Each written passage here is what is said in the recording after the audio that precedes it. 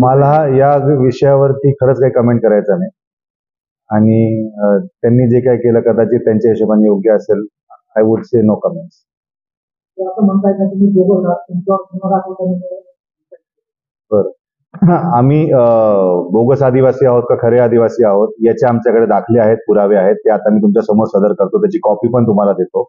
आणि आम्ही आत्ता फक्त फायद्यांसाठी आदिवासी आहोत याचा असं आम्हाला बोललं जातंय.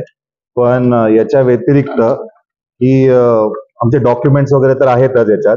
त्याच्या व्यतिरिक्त माझ्या आजोबांनी ठाकूर समाजासाठी जे काही केलं आणि जे काही लढाई लढल्या आहेत आतापर्यंत याचे देखील फोटोज आमच्याकडे आहेत.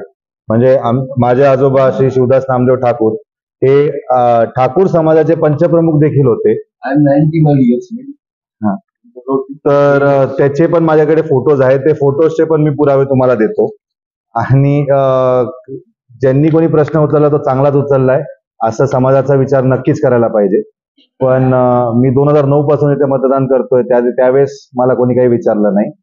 आता मला जर का काही समाज कल्याण करायची इच्छा आहे, त्याच्यात जर का प्रश्न उचलले जात असतील तर काही हरकत नाही, ते समाजासाठी करतायत. पण माझ्याकडे सगळे पुरावे आहेत आणि ते लोक काही चुकत नसतील कारण की ते ज्येष्ठ आहेत. त्यांना या गोष्टीचा एक्सपिरियन्स माझ्यापेक्षा 100% जास्त आहे. तर मी त्यांना थँक्यू आणि एवढंच बोलू शकतो. थँक्यू. म्हणजे स्थानिक भूमिपुत्राचा मुद्दा बरोबर. बोगस आदिवासी मुद्दा कसं होतं? स्थानिक भूमिपुत्रासाठी ही माझी वोटर इन्फॉर्मेशन, माझी मतदानाची जी काही इन्फॉर्मेशन आहे ती याच्यात आहे. मी 2009 पासून इगतपुरीतूनच मतदान करतो आहे. समजा मी बोगस किंवा मी घुसखोर किंवा मी बाहेरचा असतो तर माझं वोटर आयडी मला शासनाने दिलं नसतं. आणि मी जे काही डॉक्युमेंट दिले, मला जी काही कास्टची व्हॅलिडिटी मिळालेली आहे ती माननीय हायकोर्टाकडनं मिळालेली आहे. तर याचा अर्थ मी हायकोर्टाच्या पुढे तर काय माझ्यामध्ये तरी काही नसेल, तर जी हायकोर्टाने व्हॅलिडिटी दिली आहे त्यानुसार तरी आम्ही आदिवासी आहोत.